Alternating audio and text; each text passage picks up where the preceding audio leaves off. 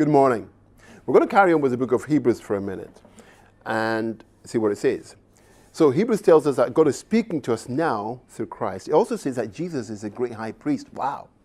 Let me read it to you.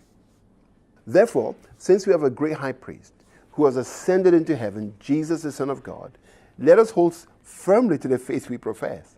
For we do not have a high priest who is unable to emphasize with our weaknesses. But we have one who has been tempted in every way, just as we are, yet he did not sin. Let us then approach God's throne of grace with confidence, so that we may receive mercy and find grace to help us in our time of need. Every high priest is selected from among the people and is appointed to represent the people in matters related to God, to offer gifts and sacrifice for sins. He is able to deal gently with those who are ignorant and are going astray, since he himself is subject to weakness. This is why he has to offer sacrifices for his own sins as well as for the sins of the people. And no one takes this honor on himself, but he receives it when called by God, just as Aaron was.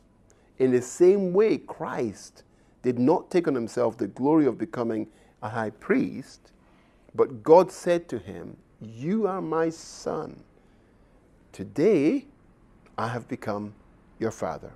And he says in another place, "You are a priest forever in the order of Melchizedek." During the days of Jesus' life on earth, he offered up prayers and petitions with fervent cries and tears to the one who could save him from death. And he was heard because of his reverent submission. Son though he was, he learnt obedience from what he suffered. And once made perfect, he became the source of eternal salvation for all who obey him, and was designated by God to be high priest in the order of Melchizedek. You know, so we've got a high priest. Just like in the Old Testament, the people of God had a high priest. We've got a high priest. Christ now is our minister from heaven. And as Hebrew points out, you know, it's not something he conferred upon himself, but it's something that God gave to him. It's something that God called him to be when God chose him and called him to be his son on earth. Christ, the great high priest. I often find myself in situations where I need guidance, or I need help, or I need counsel.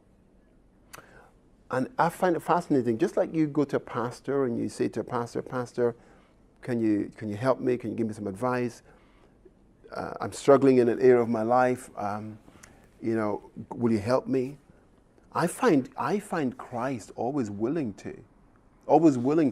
like the high priest in the Old Testament, always willing to deal with the sin issues in my life, always willing to deal with the struggles I'm going through, always willing to help, always willing to counsel, to give advice. Christ is an amazing priest who stands between us and the Father, and because of whose blood we have access. You know, that's what it says in Hebrews. You've got access now. He's made a way for you and I to enter into Father's throne room. I cannot imagine living the Christian life without a priest like Jesus there, watching over us, inviting us into communion, absolving us of our sins, restoring our relationship with the Father, giving the guidance that we need. You know, it's great to go to ministers, it's great to go to friends, but we've always got to learn to keep on coming back to Christ. He is a priest forever in the order of Melchizedek. Melchizedek, you know, was a priest who, when we read about him, had no beginning or end. You can't really find his genealogy. He kind of like suddenly appears, and who knows where he came from. But he was an extraordinary priest who has a whole amount of mystery attached to him. And Christ is the same. Christ is this high priest appointed by God himself, and around whom there is so much mystery. But you can come to him and you can get what you need from him. I pray today the Lord bless you, watch over you, and keep you. Have a great day.